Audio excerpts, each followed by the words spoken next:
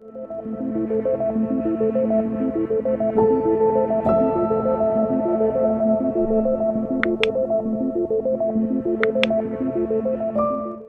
Bapak Ibu semuanya, selamat berkumpul kembali di dalam pembinaan warga jemaat.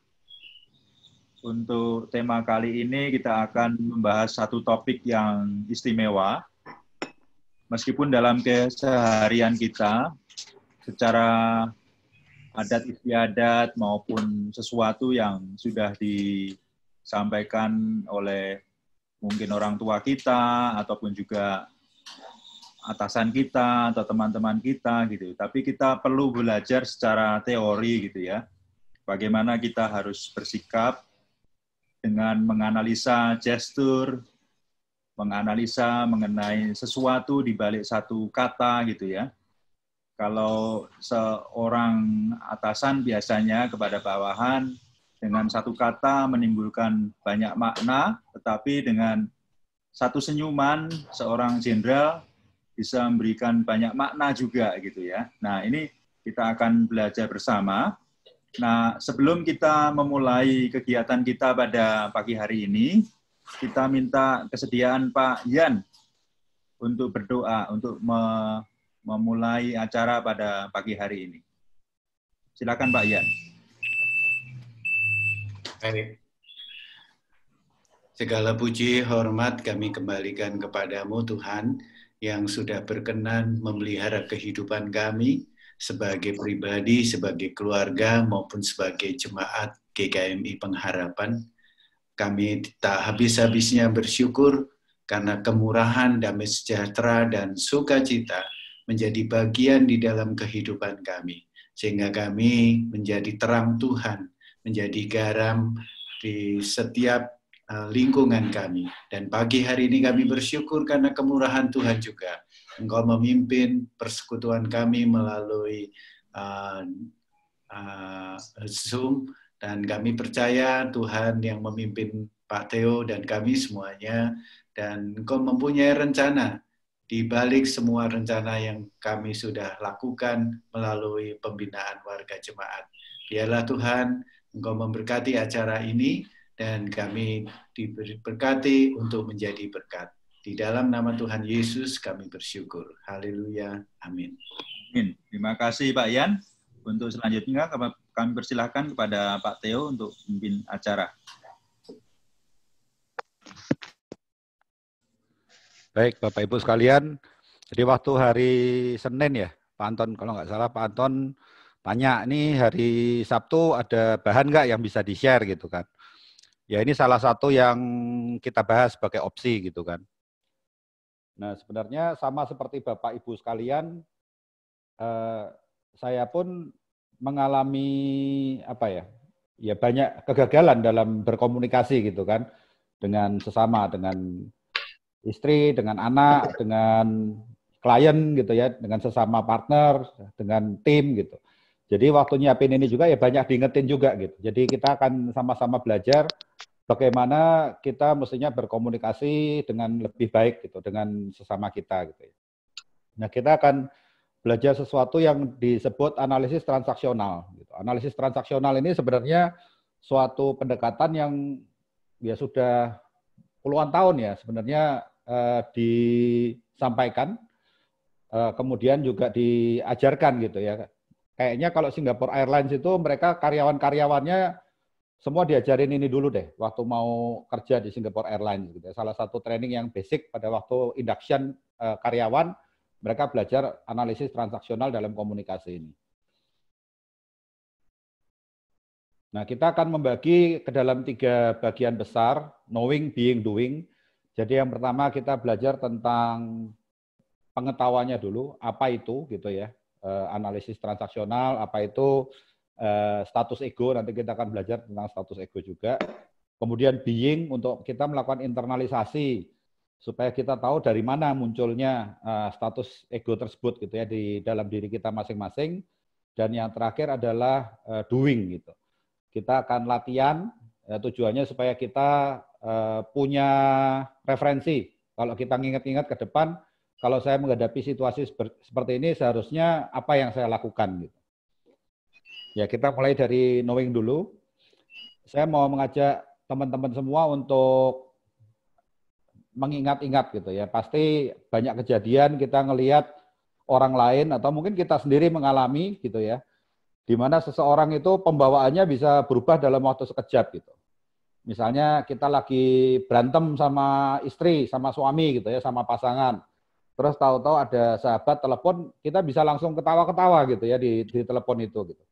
Bisa langsung kesannya kayak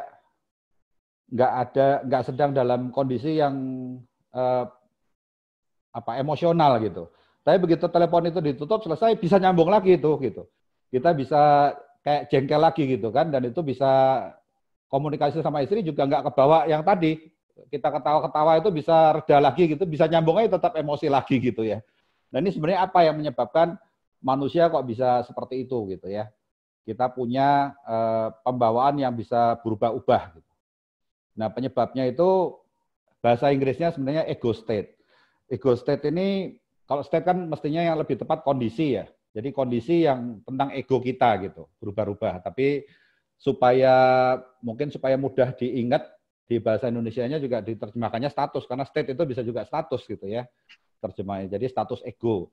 Nah status ego ini ada enam peran sebenarnya yang perlu kita ketahui, 6 peran utama lah disebutnya, yang membuat kita itu dalam berkomunikasi berubah-ubah tadi gitu. Jadi kalau definisinya status ego sendiri adalah suatu sistem perasaan, jadi feelings gitu ya. Tapi feelings ini ada asosiasinya dengan perilaku-perilaku yang terkait dengan feelings tadi gitu. Tergantung status egonya tersebut sedang berada di mana gitu. Kalau bagian besarnya status ego itu dibagi ke dalam 3, yaitu parent, adult, child gitu. Jadi orang tua, orang dewasa, dan anak-anak gitu ya. Ini ada di dalam diri setiap kita nih. Saat kita berinteraksi, kita berkomunikasi dengan orang lain, kadang kita mengeluarkan sifat kekanak-kanakan kita, gitu. Jadi sifat perasaan tadi sebagai anak-anak, maupun sifat kita sebagai orang tua, gitu ya, maupun sifat sebagai orang dewasa. Gitu. Nah, biasanya mereka dibagi ke dalam 2 bagian. Kalau parent itu, orang tua itu dibagi menjadi ada nurturing parent, yaitu pengasuh, gitu ya, dan juga ada critical parent, jadi orang tua yang pengkritik gitu. Jadi orang tua pengkritik maupun orang tua pengasuh. Kalau anak-anak ini ada free child dan ada adaptive child. Jadi anak-anak yang bebas gitu sama anak-anak yang adaptif gitu ya. Kemudian kalau dewasa ini walaupun ada 2 tapi biasanya dianggap 1 karena objective adult atau rational adult itu kira-kira yang keluar itu mirip-mirip gitu ya. Nggak banyak beda, jadi biasanya dianggap 1 aja. Tapi kalau orang tua tuh perannya sangat kelihatan beda tuh antara pengasuh maupun mengkritik, dan kalau anak-anak bebas maupun adaptif itu kelihatan sekali bedanya gitu ya. Nah kita akan coba belajar untuk internalisasi sifat-sifat ini. Kalau kita udah tahu tadi ada 6 peran tadi gitu ya, 3 peran utama, parent, adult, child, dan ada orang tua pengasuh, pengkritik, anak bebas, anak adaptif, dan objektif dan rasional adult, itu munculnya dari mana gitu, supaya kita bisa tahu sumber-sumbernya gitu ya. Nah, status ego sebagai anak-anak ini munculnya adalah saat kita itu sebenarnya mengambil kembali atau mengenang sifat-sifat pada waktu kita tuh masih kanak-kanak. Jadi perilaku kita akan menyerupai seperti waktu kita anak-anak dulu tuh gimana gitu. Baik sebagai anak yang bebas maupun sebagai anak yang adaptif ini. Status ego ini juga punya manfaat ya. Status ego anak-anak ini adalah sumber emosi kita, sumber kita berkreativitas ya, karena mereka biasanya nganggap semua itu bisa kalau anak-anak gitu ya. Mereka nggak pernah mengalami atau belum mengalami kenyataan bahwa wah ini sulit, itu sukar, itu nggak bisa gitu. Ternyata itu masalahnya kompleks, mereka nggak mikir gitu. Buat mereka tuh semuanya doable dan bisa dilakukan gitu ya. Makanya kalau minta kadang-kadang juga orang tua nganggapnya nggak nalar gitu ya. Kok bisa minta itu kan nggak masuk akal gitu. Tapi kalau anak-anak nganggapnya itu bisa gitu loh ya. Ini juga sumber rekreasi kita, sumber spontanitas kita, dan juga intimasi dalam kita berhubungan dengan orang lain. Karena anak-anak itu polos aja gitu ya. Nah ciri-cirinya anak-anak ini biasanya ya saat kita guyonan gitu ya. Kita guyonan, bercanda, kita teriak-teriak, minta sesuatu, atau kita jengkel, marah, itu bisa juga anak-anak gitu ya. Berontak, mengeluh, merasa kita tidak berdaya, kita keras kepala, kita ya kepengen rileks aja, kepengen santai gitu. Nah ini perilakunya anak-anak gitu ya. Nah ada dua mode kan, bisa free child, anak bebas, maupun bisa adaptive child. Kalau free child ini muncul salah satunya ya saat kita terima feedback positif gitu ya. Kita melakukan sesuatu, kemudian mendapat approval dari orang lain gitu ya. Oh yang dilakukan itu bagus gitu. Kita senang melanjutkan, oke gitu. Nah itu biasanya itu kita sadari atau nggak sadari di wajah kita tuh jadi keluar senyuman gitu ya. Karena kita senang. Biasanya kita tuh senang kalau dipuji lah.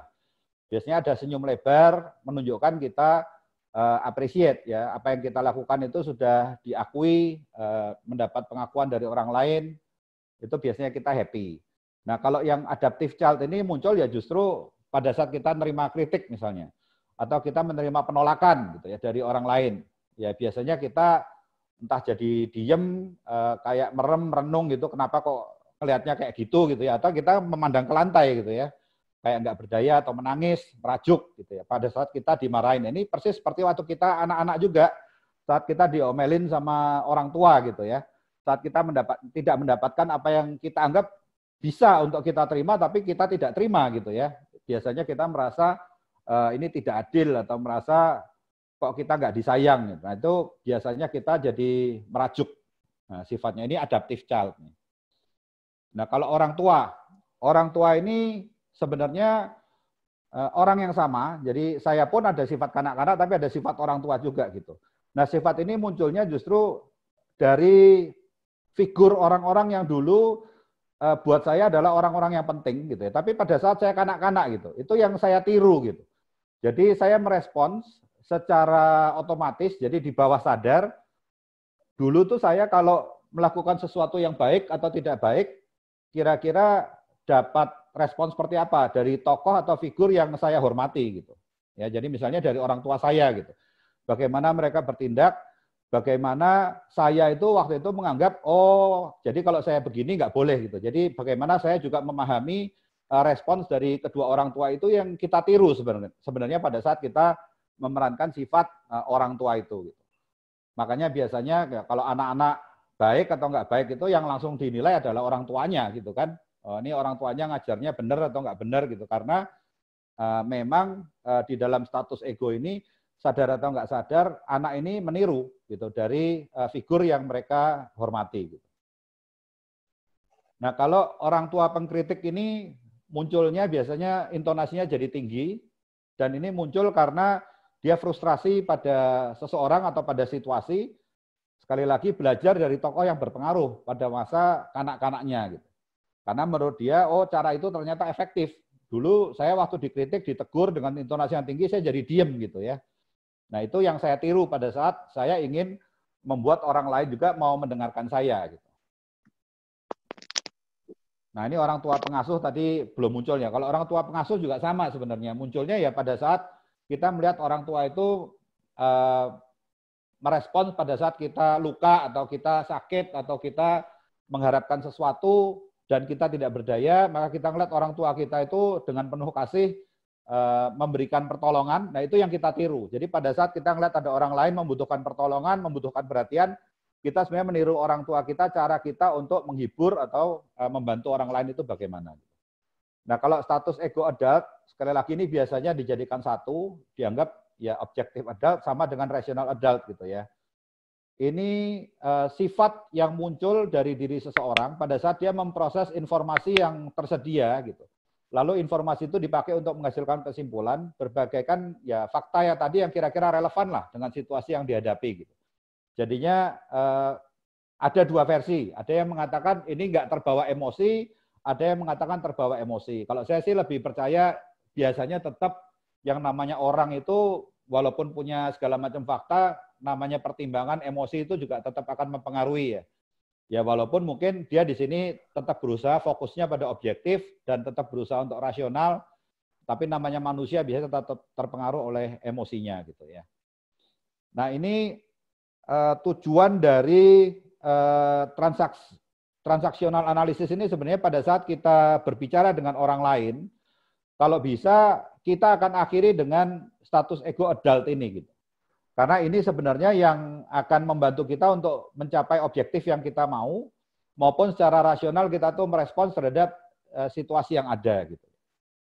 Jadi di sini situasi di mana kita menggunakan sifat yang punya objektif terarah untuk mencapai tujuan sesuai dengan realita yang ada. Jadi bukan sesuatu yang nggak masuk akal, yang terlalu optimis, atau sesuatu yang kita terlalu paranoid atau terlalu pesimis gitu ya. Tetapi yang realistis aja tuh bagaimana gitu dengan sifat objektif adult dan rasional adult ini.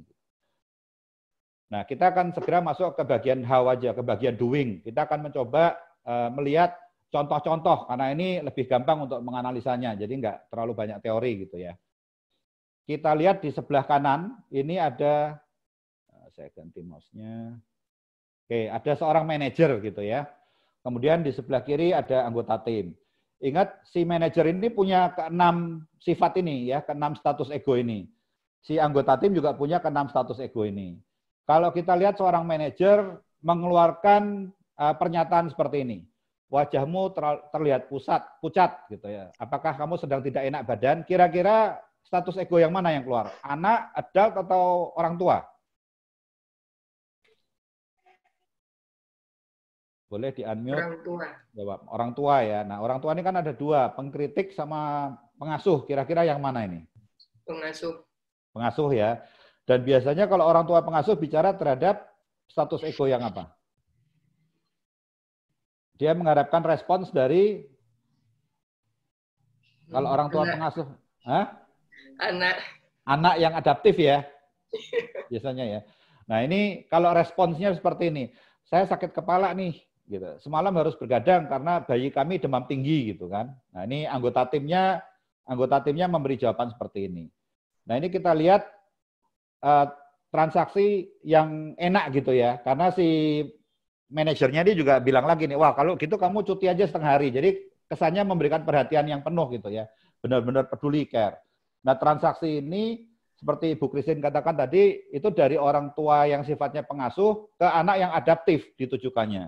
Dan memang orang itu kelihatan dari air mukanya sedang minta diperhatikan gitu ya, atau sedang membutuhkan sebenarnya perhatian dan sedang membutuhkan penghiburan lah.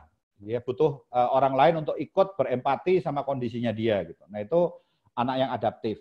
Kalau komunikasi kita berjalan seperti ini, biasanya kedua belah pihak itu setelah terjadi transaksi itu nyaman gitu, seneng, enak gitu ya. Setelah selesai kembali ke tempat masing-masing, entah jadi cuti atau nggak jadi cuti, paling nggak dia merasa ada orang lain yang memperhatikan gitu.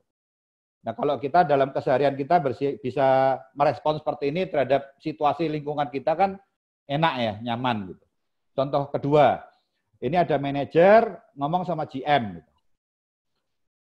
Tim saya sudah kerja keras minggu ini. Kemudian responsnya sepakat, ayo kita traktir mereka makan bakso gitu. Nah kira-kira ini hubungannya apa sama apa yang keluar? Status egonya. Ada yang bisa nyoba menebak?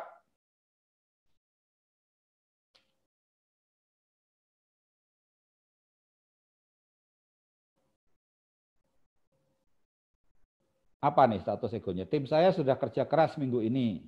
Sepakat, ayo kita traktir mereka makan bakso. Gitu. Ya, ini saya kasih contoh ya. Nah, ini orang tua pengasuh juga sama timnya gitu kan. Tapi dia berbicara kepada sesama pengasuh sebenarnya. Bisa juga. Jadi sama-sama nurturing parent gitu kan. Mereka punya objeknya ya timnya ini, anak buahnya si manajer ini gitu ya. Jadi dia berbicara sebagai seorang pengasuh ngelihat anggota tim yang kayaknya kok perlu diperhatikan. Kita sebagai orang tua ini perlu memberikan perhatian sama mereka. Nah, kebetulan GM-nya juga ngelihatnya hal yang sama gitu. Nah, ini kalau misalnya ngelihat hal yang sama, biasanya juga enak tuh setelah itu gitu ya. Mereka ngelihat ada kesepakatan gitu cara pandang. Gitu. Ini contoh ketiga. Ada seorang supervisor dengan seorang manajernya gitu. Supervisornya ngajak ke Starbucks. Ayo kita ke Starbucks yuk gitu ya. Kemudian direspons setuju gitu ya. Mantep betul nih, saya juga lagi butuh kafein gitu. Nah, kira-kira ini status ego yang mana? Supervisor dengan manajernya tiba-tiba out of nowhere gitu ya, kepengen ke Starbucks. Tapi direspons dengan, ya setuju, saya juga butuh gitu. Ada yang mau nyoba nebak?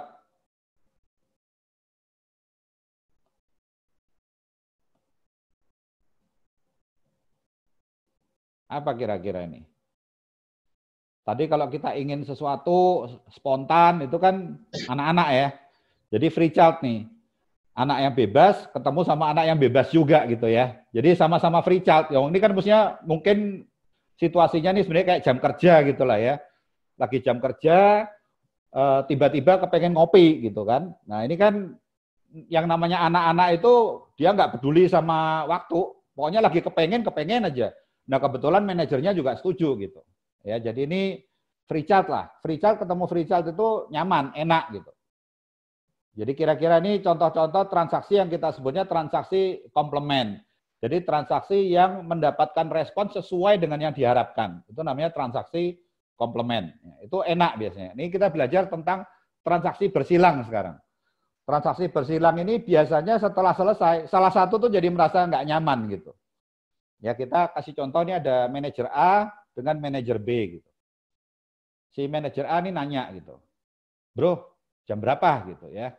Kemudian responsnya, emang kamu nggak bisa beli jam sendiri gitu.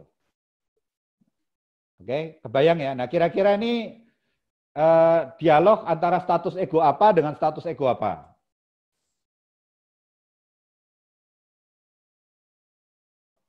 Yang membuat salah satu jadi merasa nggak nyaman gitu. Mengkritik. Ya, yang satu mengkritik, benar. Yang mengkritik yang pertama apa yang kedua, Bu Bambang? Yang kedua. Yang kedua. Yang pertama kalau nanya jam?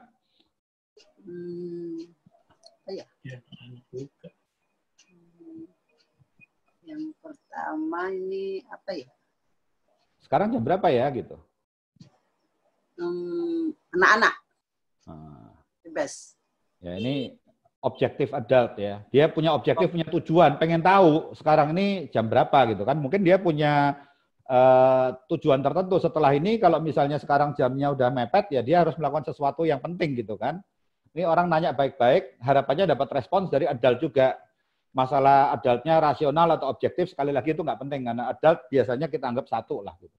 Tapi seorang dewasa kepengen dapat jawaban ya sekarang jam sekian gitu.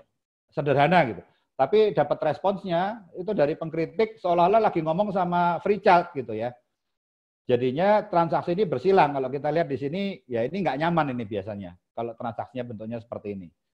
Ya orang yang pertama si manajer A ini pasti ya mungkin jengkel gitu ya. Mau cuma nanya gitu aja kok responsnya seperti itu. Ini contoh yang berikutnya lagi. Anak saya demam tinggi nih. Saya perlu periksakan dia ke rumah sakit segera. Gitu. Oke. Kira-kira apa nih? Anak saya demam tinggi, perlu saya periksakan ke rumah sakit. Kan ini minta perhatian dari orang lain ya, minta respons. Berarti status ego apa yang dijalankan?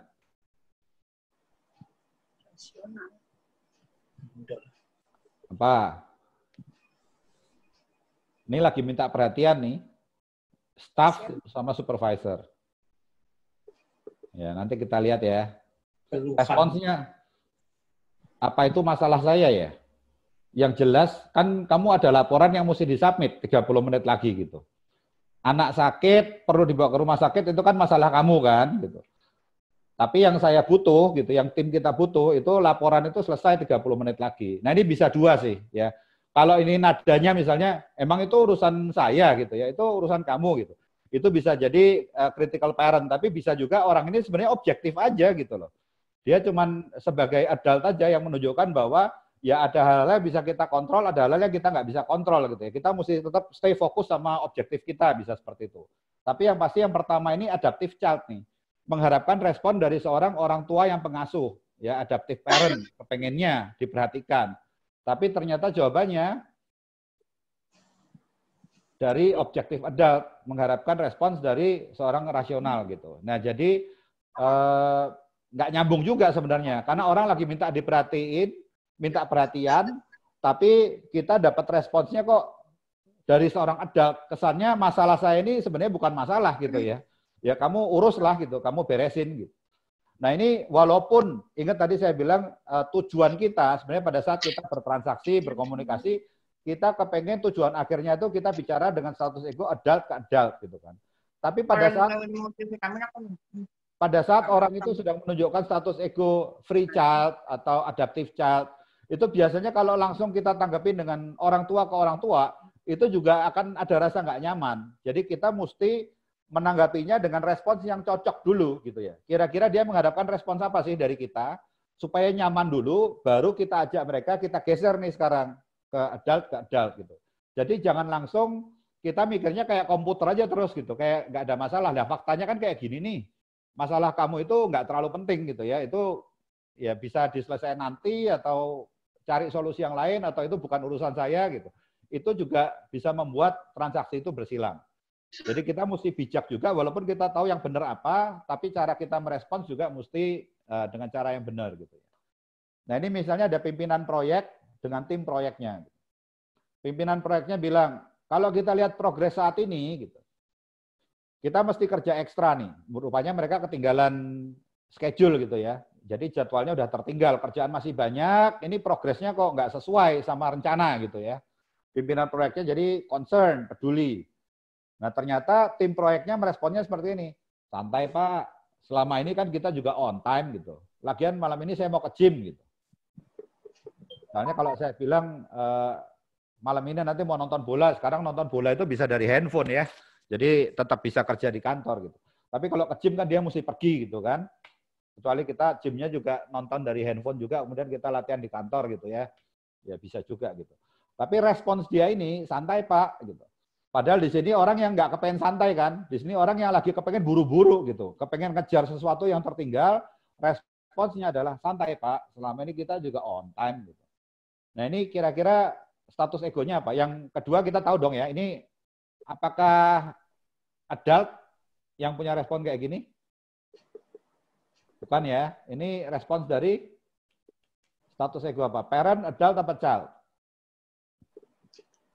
Anak-anak bebas. Nah, anak-anak bebas ya, yang ini ya. Ini anak-anak bebas gitu. Kalau yang ini adult ya, dia punya tujuan nih ya. Jadi objektif adult mengharapkan respons dari adult juga, tapi dapat responsnya dari anak-anak bebas gitu. Ya. Dia ya ngomongnya seperti inilah gitu. Dia anggap justru yang tadi itu kesannya kayak orang adult, tapi dianggap seperti dia pengkritik gitu loh. Ya, dianggapnya seperti orang yang nggak bisa ngelihat orang lain seneng gitu. Ya, ini akhirnya jadi bersilang juga gitu.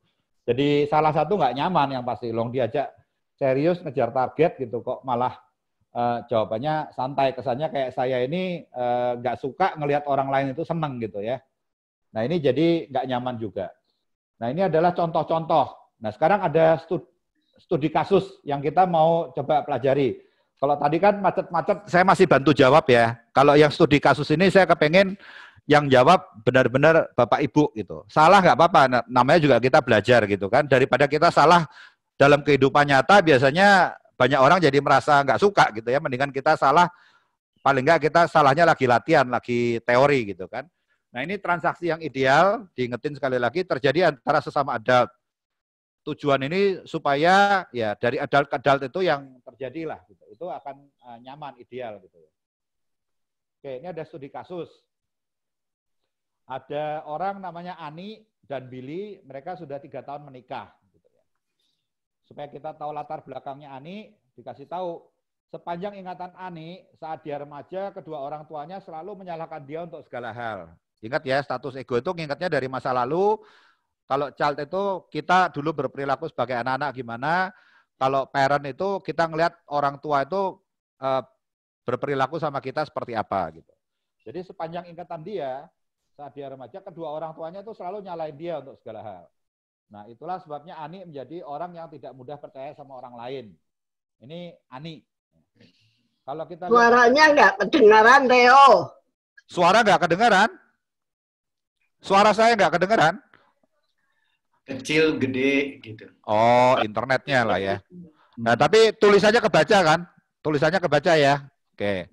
Ya, jadi Ani ini sekarang jadi orang yang gak gampang percaya sama orang lain karena masa lalunya lah gitu. Nah, Billy ini seorang supervisor yang sering terlambat ke kantor. Jadi kalau kita lihat gambarnya ini kan orang yang tergesa-gesa gitu ya. Nah, dia tuh baru aja janji, baru aja komitmen sama atasannya namanya Cynthia gitu ya. Agar tidak mengulang kebiasaannya dalam datang terlambat. Ini supaya kita gampang ingat-ingat tokohnya ABC aja. A itu Ani, B itu Billy, C itu Cynthia gitu ya, si atasannya ini. Oke, ini masa hilang. Oke. Jadi Billy janji sama Cynthia nggak akan terlambat lagi gitu kan.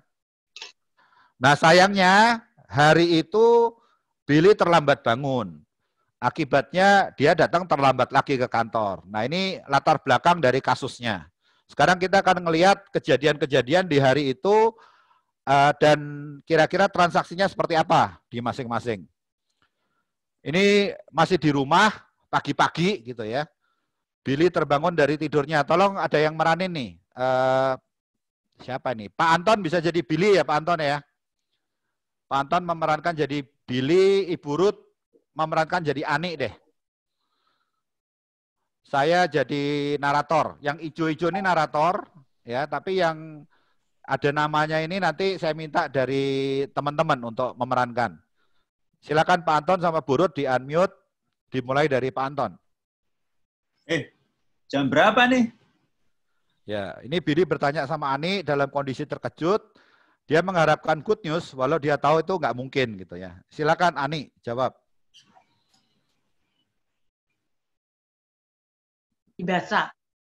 Iya, baca Burut. Burut jadi Ani. Dengan ada jengkel ini. Iya. Aku jawab sendiri apa ikutin ini? Ngikutin ini, tapi ngikutin dengan nada jengkel ini. Jadi intonasinya sama apanya ya? Ya gesturnya. Diulang Pak Anton supaya langsung ya. Ini langsung aktornya aja. Aktornya aja yang ngomong Billy sama Ani tapi ngikutin konteks yang ada di ijo-ijonya nih. Silakan Pak Anton. Jam berapa nih? Jam 9. Ya, luar biasa. Kita tepuk tangan di rumah masing-masing ya untuk para pemeran kita nih. Ya ini Ani kelihatan jengkel, pengen menyampaikan ke Billy ya syukurin gitu ya, pantas kamu terlambat pagi itu gitu. Nah, kan otomatis si Billy mesti terlambat lagi nih datang ke kantor ya. Nah ini kita lihat status ego dari dua orang itu. Ini otomatis kebuka. Kira-kira status ego dalam percakapan ini kan percakapannya sederhana ya, cuma satu kalimat. Ini status egonya Billy apa, status egonya Ani apa?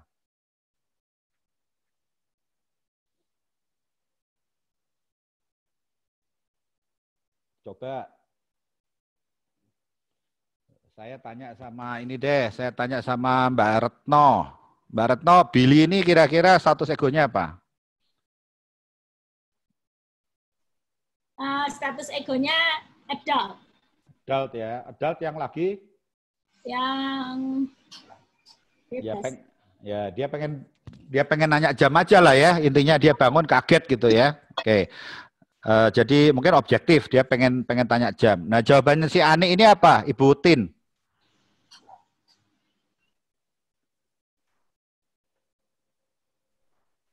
Status egonya Ani ini apa Ibu Tin? Apa ya? Dengan ada jengkel. Jengkel karena apa namanya suaminya bangun udah tahu kerja tapi bangunnya siang. Nah itu status egonya apa? Kalau orang lagi jengkel ngasih tahu ini udah tahu kayak gini kok gitu. Nah itu kira-kira parent, adult atau child?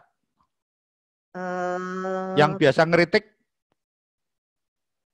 Down kali ya. Hah? Parent ya, Parent. Critical parent yang keluar. Jadi transaksinya tadi itu seperti ini.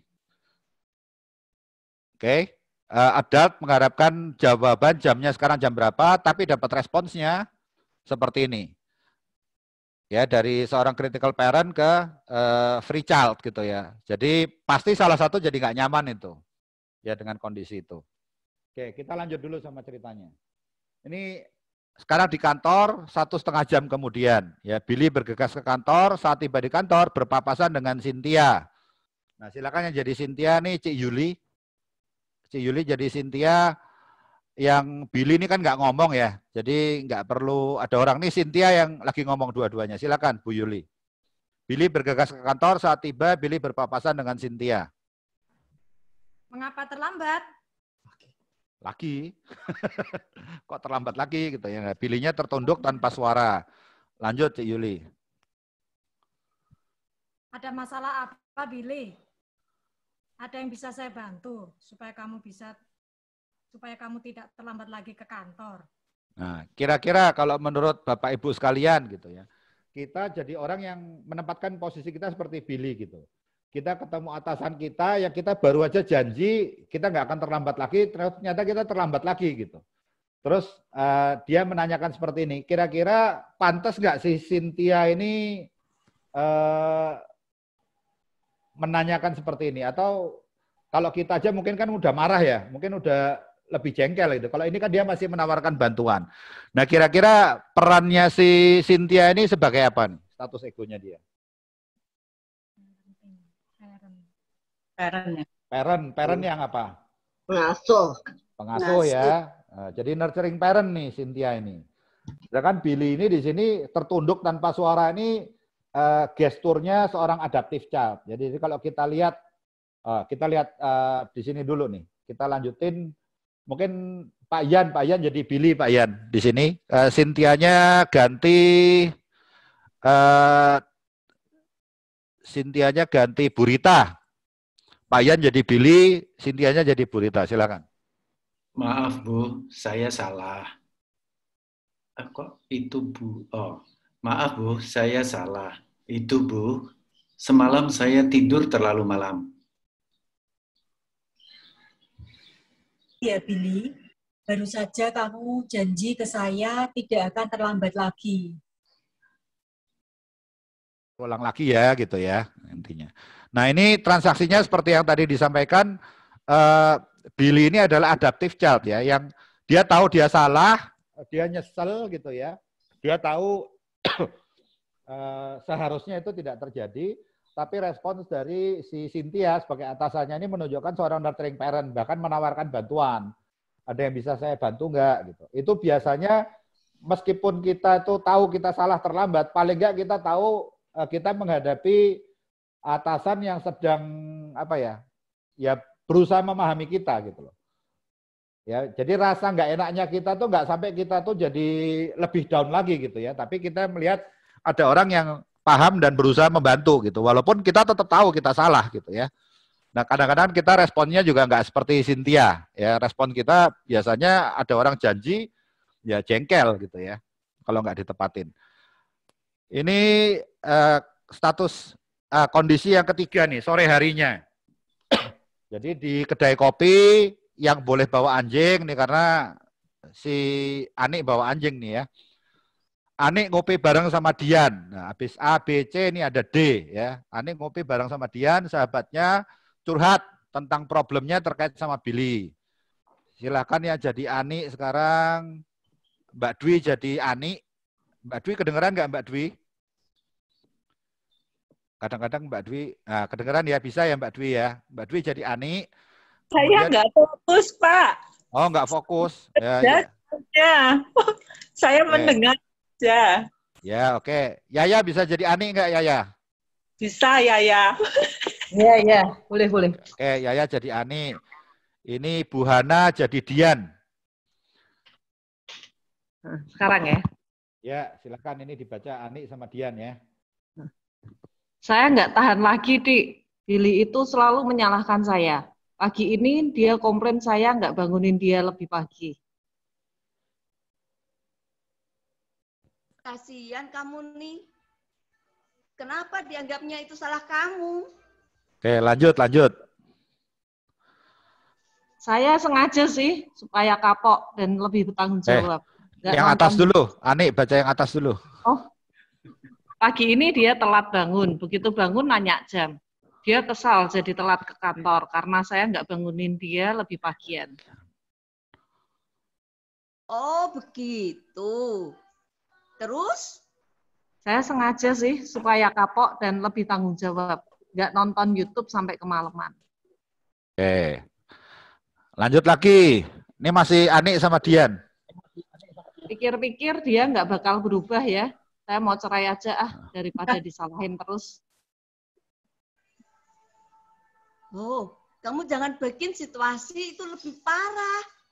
Ani, jangan emosi. Belum tentu itu maksud dia. Sabar ya, An. Lihat saja deh. Sambil menghela nafas panjang. Nah itu kira-kira percakapan Ani sama Dian. Kan ini percakapan ini bergeser ya. Dari awal ya intinya Ani curhat tentang Billy yang selalu nyala-nyalain, Diannya kasihan gitu ya. Tapi terakhir Ani itu kayak mengambil suatu kesimpulan mau melakukan apa tapi dicegah sama Dian gitu ya. Karena status egonya Dian di sini berubah nih gitu. Nah, kira-kira kalau kita ngeliat yang pertama, Ani ini, wah ini udah keluar semua gitu ya. Ani ini menjadi adaptif ya. Dia curhat, nyampaikan problemnya dia kepada seorang nurturing parent harapannya, ya temannya yang diajak ngopi di kedai tadi, dan memang Dian di situ berperan sebagai nurturing parent. Dia mau dengerin, dia mau ngerti, oh kasihan ya kamu kok sampai disalah-salahin gitu. Terus gimana nih gitu. Dia pengen cari tahu kenapa disalahin segala macam. Nah itu nyambung tuh. Ani jadi merasa ada orang yang mau dengerin gitu kan. Nah tapi di pembicaraan yang terakhir, Dian itu memposisikan dirinya udah berubah. Waktu Ani ngambil kesimpulan mau cerai aja deh gitu. Di situ Dian jadi apa? Kalau di sini masih jadi nurturing parent gitu. Di situ berubah jadi apa?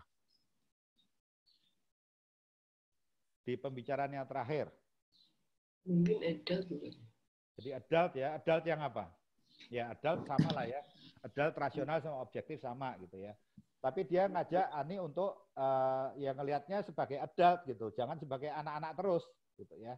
Jadi yang kedua itu terjadi dialog yang bergeser dari anak ke orang tua menjadi adult ke adult gitu. Yang sampai Ani akhirnya ngumpulin ya udah deh kita lihat nanti deh gitu ya. Walaupun sambil menghela nafas, tapi ya dia paling enggak sudah nggak berpikir sebagai anak-anak lagi gitu. Nah ini sebenarnya dialog yang sehat ya. Walaupun awalnya dari anak-anak, tapi kita ajak menjadi adult gitu kan. Nah tapi kan tadi kalau kita lihat ini ada pembicaraan yang masih sempat kita sebutnya transaksi bersilang. Coba tolong dibenerin. Kalau seseorang itu berperan jadi Ani di sini. Ini kan tadi Ani sama Billy ya. Waktu Billy bangun, nanya jam berapa, dijawabnya nggak enak gitu kan. Sehingga terjadi transaksi yang bersilang. Coba dibenerin. Supaya transaksinya nggak bersilang, kira-kira jawabannya seperti apa? Siapa ini yang bisa bantu? Pak Edi deh. Pak Edi, kalau Pak Edi jadi Ani, denger Billy bangun kaget gitu kan. Jam berapa nih gitu. Yang baik seperti apa jawabnya Pak Edi? Supaya kira-kira Billy-nya nggak bete gitu. Jam 9. Nah, jam 9. Mungkin ditambahin lagi Pak ya, nggak sependek itu kali ya. Dengan dijelasin, ya berarti udah saatnya nih kamu mungkin berangkat ke kantor segera gitu ya. Ya, kamu sudah terlambat sekarang, segera mandi berangkat. Ya. Jadi memberikan dukungan lah gitu. Atau mungkin menjelaskan juga bahwa kita juga nggak tahu gitu ya kalau maaf ya, saya nggak tahu kalau ternyata ini udah siang juga, ternyata jam 9, kamu udah terlambat nih, tahu gitu tadi saya bangunin gitu kan. Paling nggak si Billy merasa kita nggak sengaja bikin dia jadi bangunnya telat gitu kan. Itu kan yang dituduhkan ke Ani gitu. Nah jadi dari studi kasus ini kita bisa belajar sih bagaimana kadang-kadang kita juga merespons itu dengan salah, padahal sebenarnya ada alternatif di mana kita bisa merespons dengan baik dan message kita tuh sebenarnya bisa tetap nyampe gitu ya, dengan cara yang lebih positif gitu. Ya ini adalah objektif dari diskusi pagi ini. Jadi pagi ini kita nggak banyak teori, lebih banyak latihan pendek, dan mudah-mudahan ini bisa bermanfaat untuk sehari-hari kita berkomunikasi dengan orang-orang di lingkungan kita gitu ya. Nah mungkin ada yang mau tanya, ada yang mau diskusi, ada yang mau menanggapi, silahkan. Karena bahan dari saya cuma sependek ini aja sih memang. Tanya ya, Pak Teo. Tanya ya Pak Teo. Ya silakan Pak Yan.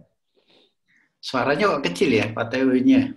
Ya saya kalau ditanya terus nggak pengen jawab, kecil suaranya. Ya, yang pertama pertanyaannya adalah kalau saya lihat bahwa kita itu bisa melakukan perubahan status gitu, ya, secara sadar, ya. Jadi misalnya case Billy dan Dian itu, ini kalau kita menghadapi orang yang dalam posisi yang sama gitu, gembala jemaat menghadapi jemaat yang telat terus gitu, kalau ke gereja telat terus gitu ya, atau ya yang seperti itu. Kapan waktu yang tepat kita melakukan perubahan status gitu? Kalau baru sekali kan bisa aja ya, jadi parents terus gitu. Itu yang pertama ya, Pak Teo. Biar sekalian ya, yang kedua catat dulu ya. Nanti saya keburu lupa nih. Yang kedua itu bisa nggak disimpulkan dari ketiga status itu bahwa status child itu membantu kita untuk berinovasi. Karena kecenderungannya dengan usia yang mapan, inovasi itu semakin turun secara umum ya kita ya. Nah, sehingga butuh satu status child untuk membantu kita walaupun sudah usianya sudah senior gitu, tapi tetap gitu berinovasi. Thank you. Yang pertama, sebenarnya kalau konteks sebentar ini saya tak ngeluarin anjing sebentar ya.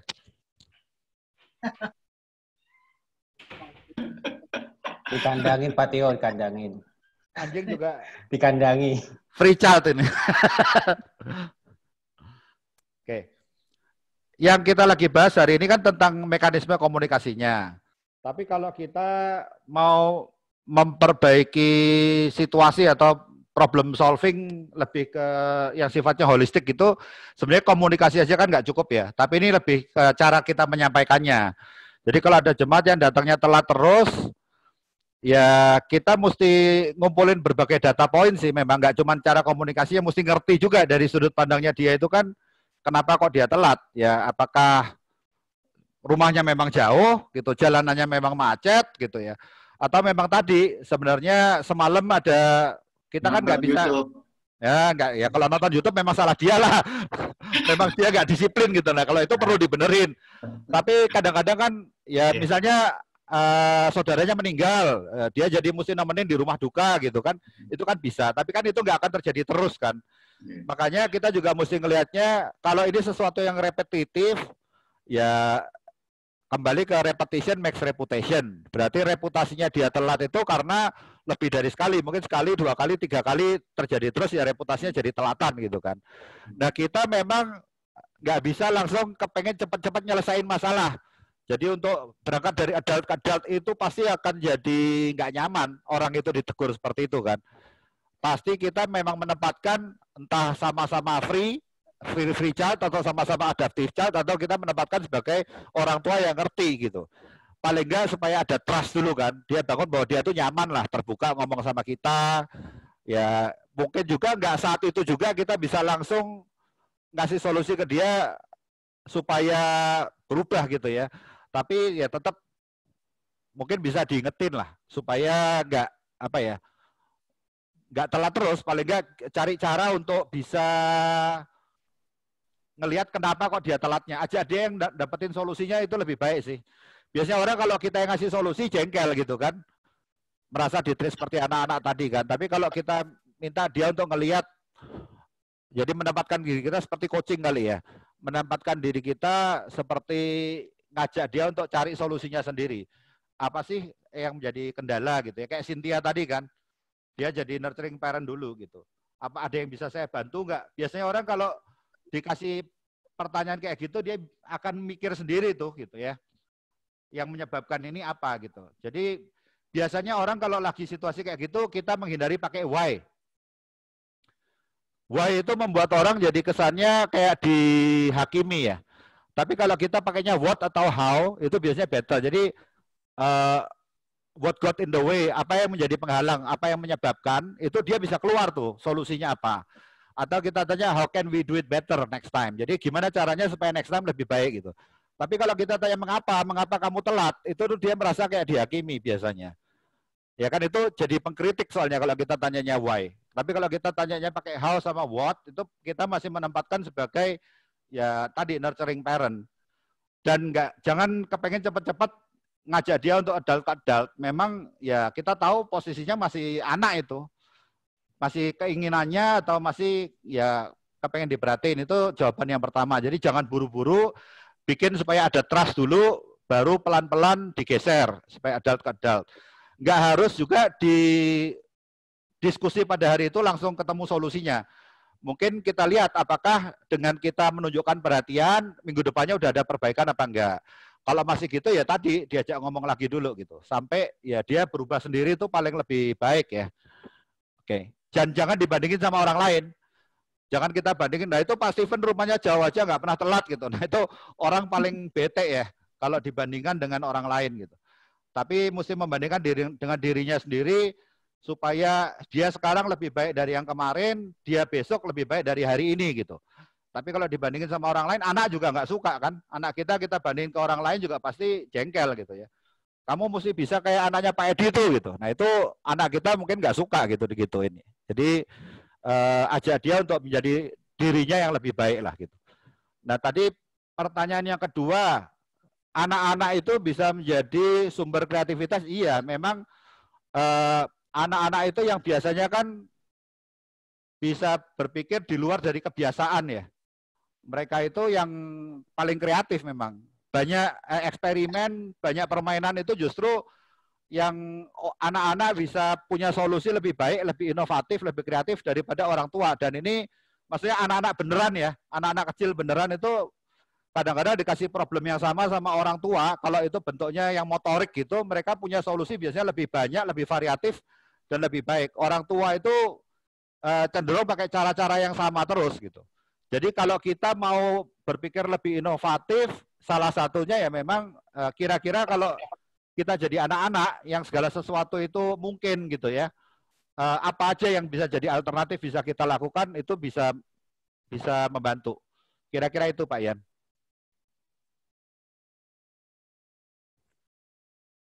Mungkin ada pertanyaan lain atau Pak Ian kalau masih belum puas, yang lain juga boleh nambahin kalau misalnya punya pengalaman. Ya Pak Theo, saya mau tanya Pak Theo.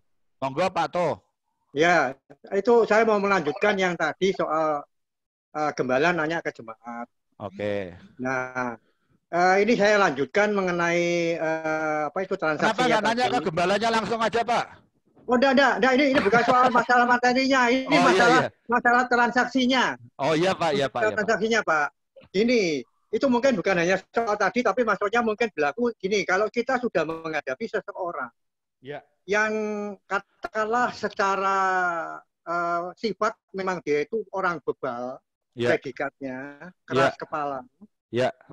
Mungkin kita sudah melakukan peneguran ke 1, ke 2, ke 3, seperti itu.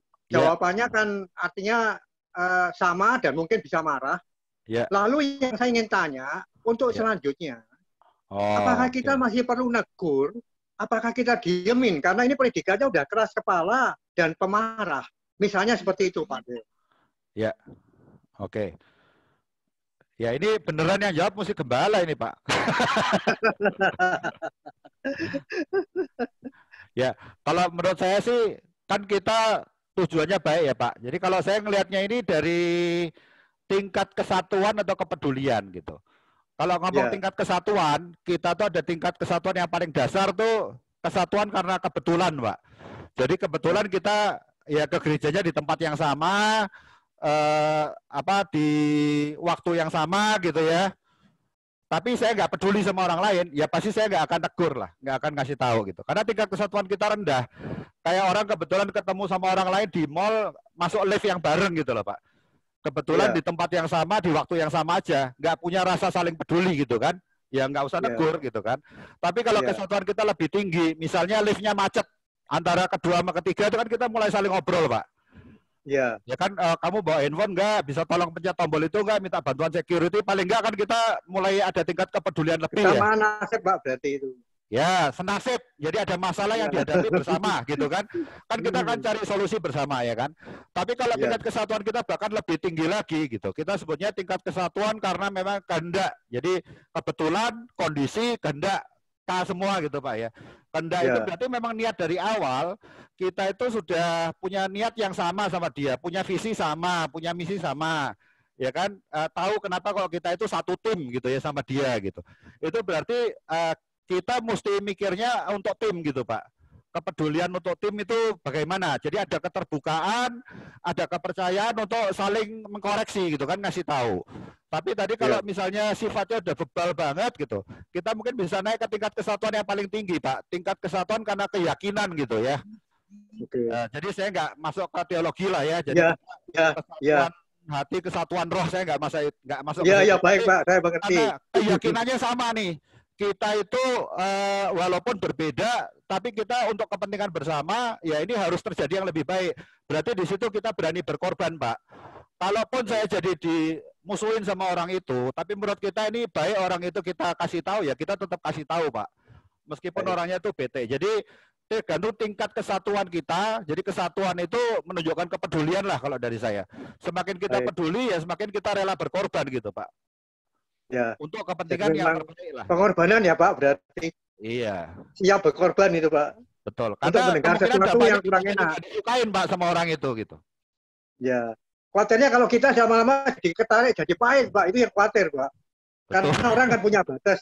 Lama-lama kita ketarik, wah ini dikasih tahu baik-baik malah tiba-tiba udah marah gitu kan. Nah itu rasanya kadang-kadang kan kita sebagai manusia biasa itu kan bahwa sadar kita juga lama-lama kena kan Pak. Wah ini manusiawi ya. Iya.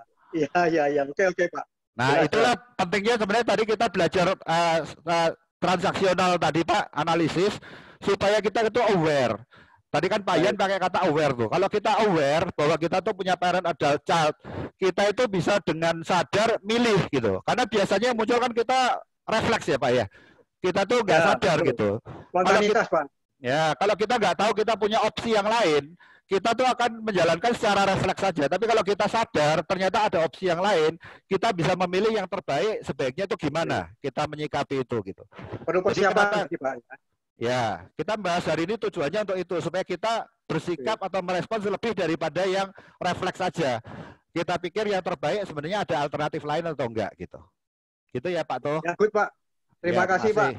Sama-sama. Yang lain? Ya, yang lain saya ya mungkin ya, karena yang lain nggak ngomong.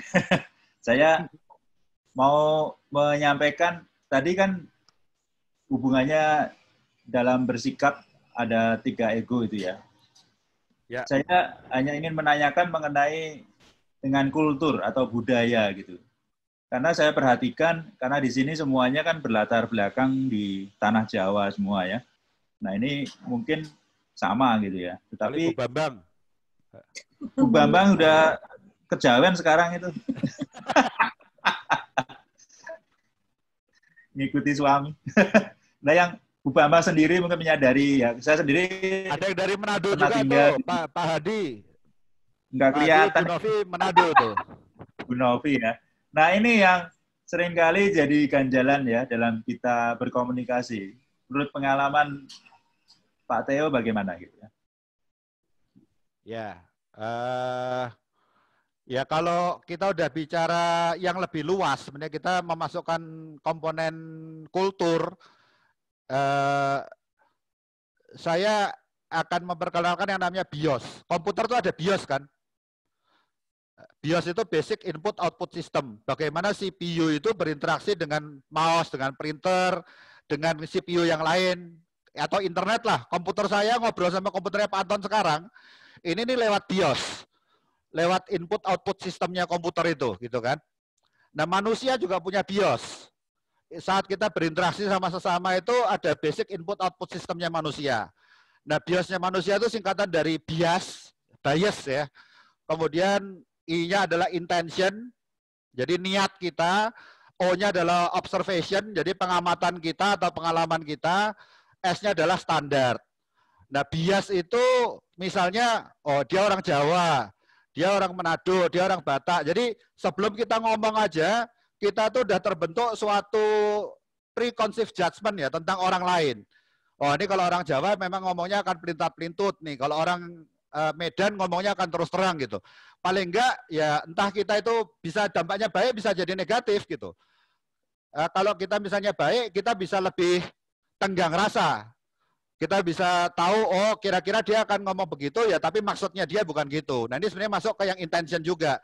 Intention ini bicara tentang niat. Nah kita manusia itu masalahnya lebih ngeliatin caranya orang lain. Lensa kita berbeda, ngelihat orang lain sama diri sendiri.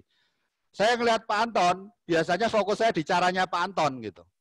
Kalau saya berantem sama Pak Anton, fokus saya itu adalah dengan cara-caranya Pak Anton yang saya nggak suka, itu yang bikin saya jengkel. Walaupun dalam hati saya tahu niatnya Pak Anton itu baik loh. Tapi saya lupa Pak Anton punya niat yang baik. Saya udah mangkel atau jengkel itu sama caranya Pak Anton. Nah itu karena saya lupa untuk memperhatikan intention tadi. Tapi kalau saya ngelihat diri saya sendiri, pasti kan saya justru tahu niat saya baik gitu. Saya kan bilang sama Pak Anton, loh Pak, saya ini kan orang Jawa, memang saya pembawaannya seperti ini gitu. Tapi maksud saya baik. Jadi fokus saya ke niat, lupa bahwa cara saya juga mesti saya kemas karena itu yang dilihat sama orang lain gitu. Nah mestinya kan saya balik. Kalau saya ngelihat Pak Anton, saya fokus sama niatnya atau maksudnya gitu. Jangan berhenti di caranya aja. Tapi saat saya ngelihat cara saya sendiri, jangan cuma fokus sama niat, tapi saya cara ngemasnya gimana supaya Pak Anton bisa nerima. Itu masih intention. Observation ini pengamatan. Orang yang beda pengamatan, yang satu dengan yang lain gitu, atau pengalaman gitu. Banyak yang akan ngelihatnya, misalnya saya bingung, saya ngomong kayak gini aja kok Pak Anton tersinggung gitu ya. Tapi mungkin kalau misalnya yang lebih senior kayak Pak Alep gitu, Pak Alep nggak akan bingung, dia bisa bilang sama saya loh, Pak Teo itu lumrah gitu. Karena pengalaman saya yang kurang gitu loh. Pak Alep tuh punya pengalaman lebih banyak gitu. Nah bias ini mempengaruhi sikap kita, keputusan-keputusan kita, bahkan memfilter fakta-fakta tadi yang kita tahu, yang relevan gitu, itu difilter sesuai dengan bias kita tuh nyala atau nggak nyala. Kita punya bias atau enggak, punya observasi atau enggak, punya intensi atau enggak. Dan terakhir standar. Standar itu saya mungkin punya standar suami yang baik harus gimana. Gembala yang baik harus gimana. Anak yang baik harus gimana gitu. Seorang laki-laki yang baik harus gimana gitu kan. Tapi bisa juga standar itu sebenarnya cuma self konsep saya. Bahkan yang satunya lagi namanya out self. Kalau yang tadi kan self concept. Out self itu saya merasa dituntut sama orang lain. Jadi mungkin saya nganggap suami harus begini. Tapi sebenarnya Yaya itu ngelihatnya sebenarnya nggak harus kayak gitu. Tapi karena saya merasa dituntut oleh Yaya gitu sebagai istri saya. Nah saya bisa punya out self. Saya tuh harus bertindak seperti apa. Nah ini adalah standar. Standar orang itu bisa macam-macam. Ini juga bikin berantem. Misalnya ada orang yang standarnya kalau lampu merah itu boleh diterabas, yang penting nggak ada polisi gitu, ya kan? Itu kan standarnya rendah sekali gitu. Tapi orang yang standarnya lebih tinggi, kalau lampu merah harus berhenti, bisa juga kalau kejadiannya pagi-pagi jam 4 nggak ada orang lain, dia akan tetap jalan, walaupun ya dia itu kalau siang akan berhenti gitu ya. Tapi bisa juga ada orang yang meskipun pagi-pagi jam 4 dia tetap berhenti gitu, kecuali istrinya mau melahirkan gitu. Tapi ada yang mungkin standarnya lebih tinggi lagi, istrinya juga disuruh nahan, tahan dulu ya gitu, ini masih merah gitu. Nah ini semua bisa membuat ya kita itu berantem. Kalau udah masuk ke kultur, kita udah mesti ngelihat bagaimana bias kita itu kita pelihara. Kita memperhatikan biasnya orang lain atau enggak, peduli orang lain datangnya dari mana atau enggak, baru kita masuk ke yang ego state tadi Pak Anton. Sadar bahwa kita ada parent, adult child. Tapi mesti ngelihat biasnya juga gitu. Karena kultur itu lebih luas ya. Akan mempengaruhi bias seseorang gitu. Sorry, jadi ngomong topik yang berbeda nih sama yang kita bahas hari ini. Oke, ada lagi yang lain? Pak Teo. Ya. Itu menyambung Pak Anton tadi. Kebetulan di Kalimalang itu kan sukunya lebih banyak ya. Ya. Dari barat sampai timur gitu. Nah, ya. Tadi kita bicara bias itu.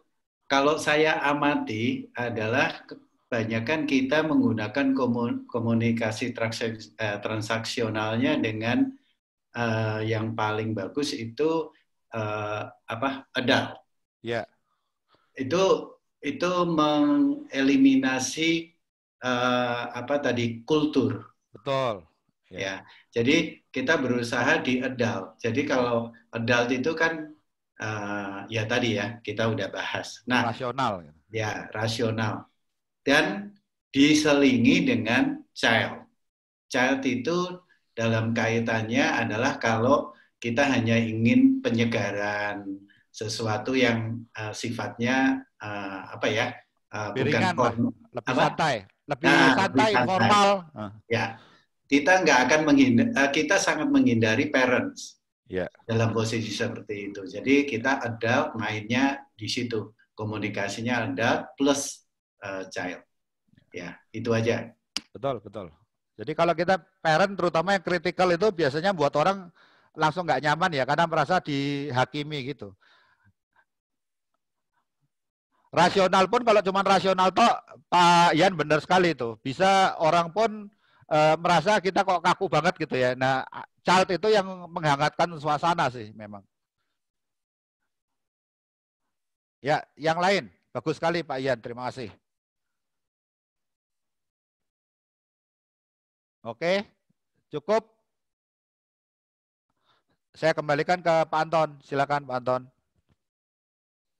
Terima kasih Pak Theo yang sudah mengantarkan kita untuk terbuka wawasan kita, bagaimana kita merespon gitu ya, apa yang disampaikan oleh orang lain kepada kita, sehingga terjadi komunikasi yang baik, apalagi di antara kita di dalam jemaat, dan biarlah dalam keseharian kita juga mencerminkan kehangatan kasih Tuhan, sehingga banyak orang yang menaruh kasih kepada kasih Kristus itu.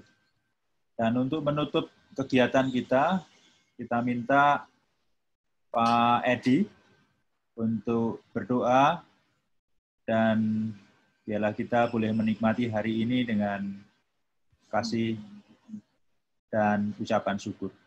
Silakan Pak Edi. Bapa di surga, kami bersyukur di siang hari ini kami boleh bersama-sama belajar suatu hal yang penting dalam transaksi yang terjadi di komunikasi kami. Bersyukur untuk Pak Theo yang boleh menyingkapkan bagian-bagian yang perlu kami pelajari dan biarlah menjadi bagian yang penting dalam kehidupan kami bisa menyikapi dengan baik, kami boleh berinteraksi dengan baik. Berkati Pak Theo dalam segala yang dilakukannya, bila Tuhan memberkati. Kami menyerahkan juga untuk kami semua, bila sepanjang hari ini hidup kami memuliakan nama Tuhan. Kami bersyukur sampai dengan hari ini, kami boleh merasakan akan pimpinan, pertolongan, dan berkat Tuhan. Meskipun ada di dalam masa pandemi corona, tapi kami boleh melihatkan tangan Tuhan yang nyata hidup dalam setiap kami. Biarlah hari ini kami menapaki hidup bersama dengan Tuhan, segala yang kami pikirkan, katakan, dan lakukan, menyenangkan dan memuliakan nama Tuhan. Hari ini juga kami bersyukur, kami mengingat untuk Pak Ian dan juga Bu Kristina yang berulang tahun pernikahan ke-28, tanggal 2 Juli yang lalu. Ya Tuhan juga semakin memberkati pasangan ini ya Tuhan. Kalau Tuhan sudah mempertemukan mereka, 28 tahun lalu mereka boleh mengambil keputusan jadi satu keluarga yang takut pada Tuhan dan senantiasa di dalam pimpinan Tuhan. Kami bersyukur 28 tahun Tuhan sudah peliharakan mereka. Ya senantiasa Tuhan tambah-tambahkan kasih di antara mereka dan kesetiaan di antara mereka. Jadi keluarga yang diberkati Tuhan, baik dalam pekerjaan, kesehatan, dan juga dalam keluarga. Terima kasih Tuhan, kami menyerahkan kami semua dalam tangan-Mu. Kiranya damai sejahtera Tuhan, perlindungan Tuhan, dan sukacita daripada Tuhan, senantiasa ada bersama dengan kami. Di dalam nama Tuhan Yesus Kristus, Allah kami yang hidup, kami berdoa. Amin. Amin.